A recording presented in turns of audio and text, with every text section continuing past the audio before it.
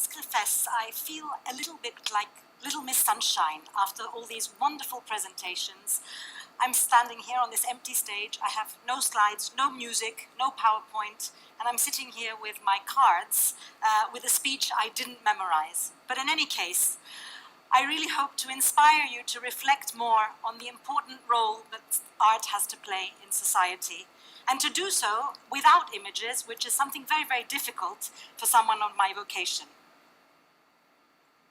All art is quite useless, wrote Oscar Wilde in his preface, The Picture of Dorian Gray. It goes without saying that his bon mots are always quite tongue-in-cheek. But what I want to draw your attention to here is the word quite. It indicates that declaring art as utterly useless was a step too far, even for Wilde. How to better explain, then, that art is something of an unnecessary necessity? Imagine for a moment a world without art and culture, without music, without cinema, without dance, opera, literature, poetry. That world would be a very, very dull place, devoid of imagination, the one thing that distinguishes us as human beings from other species. Without art, the banality of reality would be intolerable. Or, to paraphrase Nietzsche, we have art in order not to perish from the truth. What I want to talk about today is the role of contemporary art in society. Why is art important? And I'm not talking here about the 1% of the art world, the handful of artists selling for millions of dollars to billionaire oligarchs, which is a very tiny minority of what constitutes the art world, but about the art that is engaged with society at large, and engaging also with the key issues that affect us all today, because that is the art that matters. Today, more and more artists are inspired by reality than by the formal properties of that reality as we know them: colors, shapes, beauty. In today's complex world, I believe that art, for art's sake, is insufficient. It is the importance of another kind of art that I would like to talk about, and this is what we call socially and politically engaged art.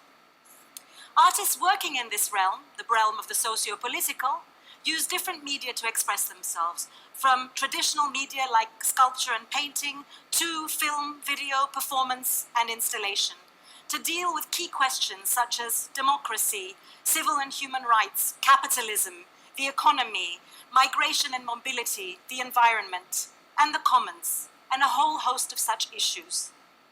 They strive to provide a counterpoint to the prevailing images of power and also to the stereotypes that are fed to us by the media.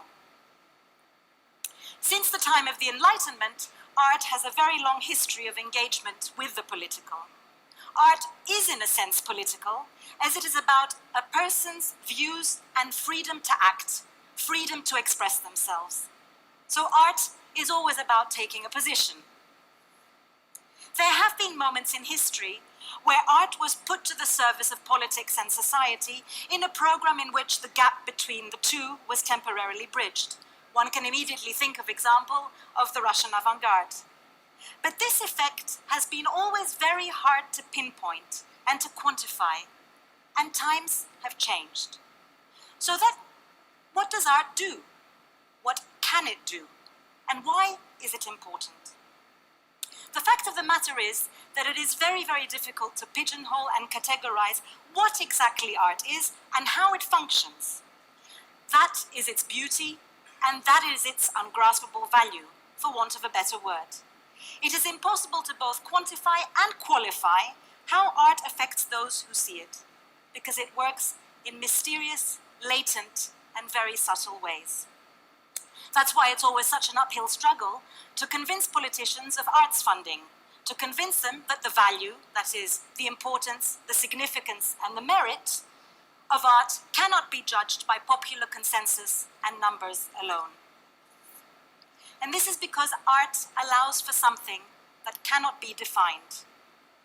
Therefore, one can never predict the ways in which it will affect people, change people's minds, or influence their subsequent behavior. As such, it's a subtle power that changes the world one perception at a time. And that is why art is very often seen, and rightly so, as a threat by the powers that be. The British artist Anthony Gormley began by defining art as follows. Art is about one person's expectation of and their use of their own freedom to act. Art is optimistic because it makes a statement that one person can change the world, even if that world exists on a tiny piece of paper 5 by 7 inches. Art, as an act of shared communication, is in a small way saying, I make the world, I don't simply inherit it. In making this world, what does art do then? Art can change the way we think. It can crack open cemented opinions, and it challenges the given. It looks at the world with a critical eye. It opens up horizons beyond those which are familiar to us. It challenges standardized or problematic views of the world.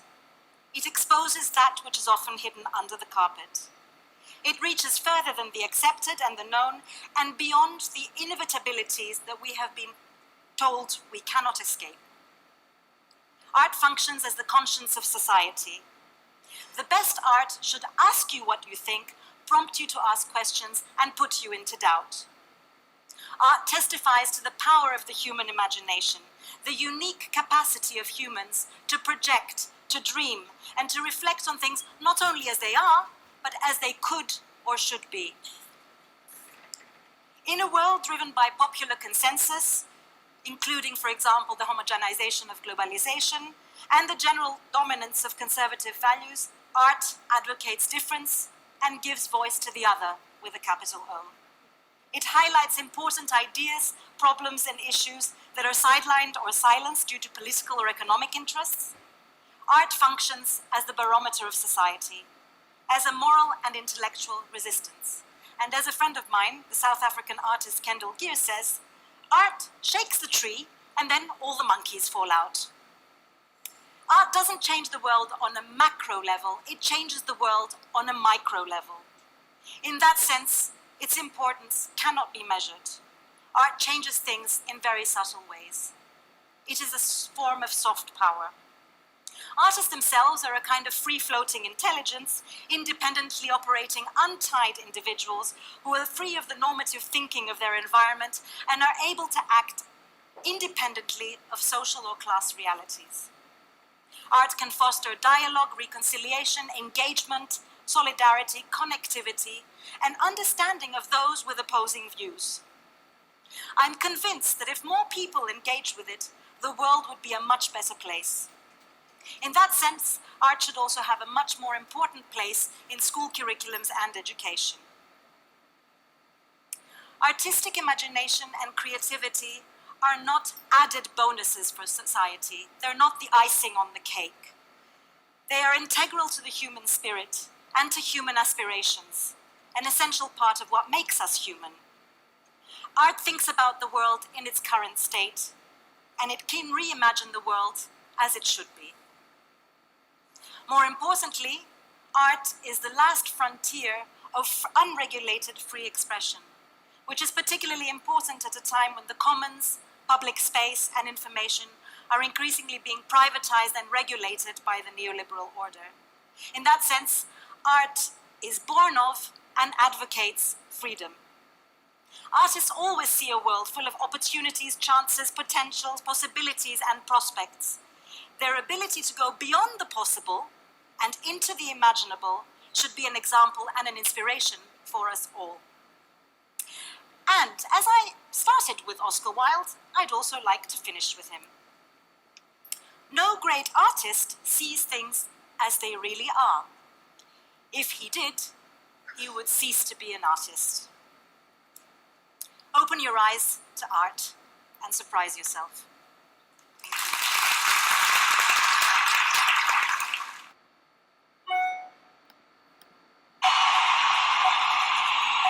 People say you have to have a lot of passion for what you're doing, and it's totally true. And the reason is is because it's so hard that if you don't, any rational person would give up.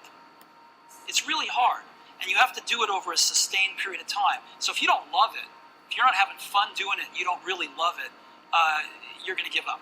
And that's what happens to most people, actually. If you really look at the ones that ended up, being successful, unquote, in the eyes of society, and the ones that didn't, oftentimes it's the ones that are successful loved what they did so they could persevere when it got really tough.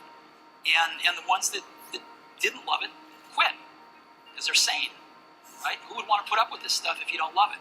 So it's a lot of hard work, and it's a lot of worrying constantly. And if you don't love it, you're going to fail. So you got to love it. You got to have passion.